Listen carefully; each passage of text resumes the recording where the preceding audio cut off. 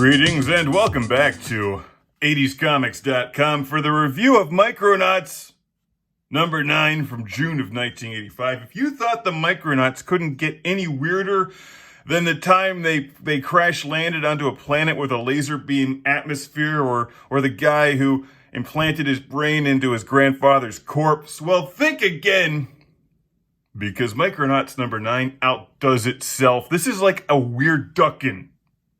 I just thought of that. It's like a turducken, but weird. Like weird inside of the Micronauts, which is already pretty weird. The Power Awakened, which starts with a character who looks like the Beast from the X-Men, but actually it's this character called Devil, who's apparently, I guess, a friend of the Micronauts or something. I don't know. I missed issue 8, and I think there's some references here to the previous Micronauts series. This is Micronauts The New Voyages, after all, which is like Star Trek The Next Generation, except not at all. So anyway, Devil, who really should have those knees looked at, I don't know, he's wandering through some desolate planet wasteland and starts talking to a hologram, which apparently teleports him somewhere, but like inside out. So it's like Galaxy Quest. But in that moment, the terror strikes, the machine bends, twists, circuits break, and Devil's body distorts. He snarls. His snarling scream is pure energy. So the weird squishy aliens from the laser atmosphere planet rebuilt their robot friends. That's nice of them. Commander Rand is starting to feel his age after 1,000 years. Bug's girlfriend, Solitaire, takes the form of Commander Rand's mother because, you know, why not? And admits to Marionette that he actually has been having a relationship with this thing that really looks like one of those things when it's not looking like her.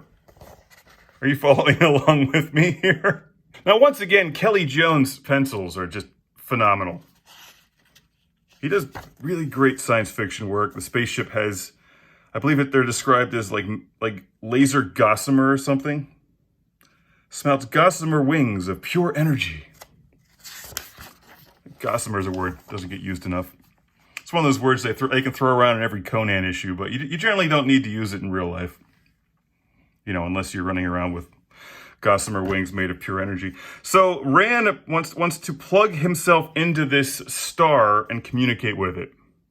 Here, maybe you're confused, but I'm sure this will clarify everything. It is to this station that our greatest citizens make their pilgrimage, and it is from floating capsules you see before you that they enter into communion with the dreaming star. Ladies and gentlemen, the Micronauts.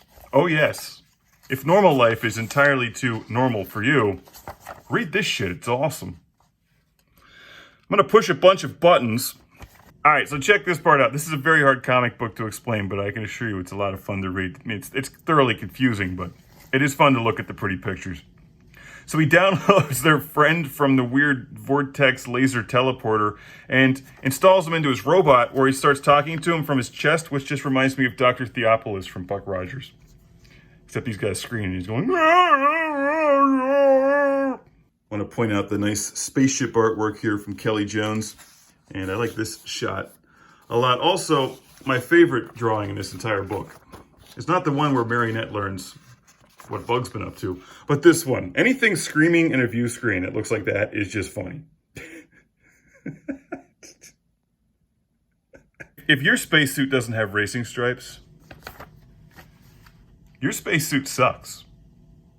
Micronauts number 9. It's weird, but Kelly Jones' pencils are just terrific. Actually, the whole book is good. Everyone does a good job. Even Janice Chang, who's one of... I've been entering a lot of these into 80scomics.com, and she lettered like half of the Marvel comics in the 80s. I mean, I can't read any of my handwriting, but hers is terrific. I guess that's why she was letterist, whatever they do. Those people, the people with good handwriting, and the Micronauts. Issue number 9 on 80scomics.com.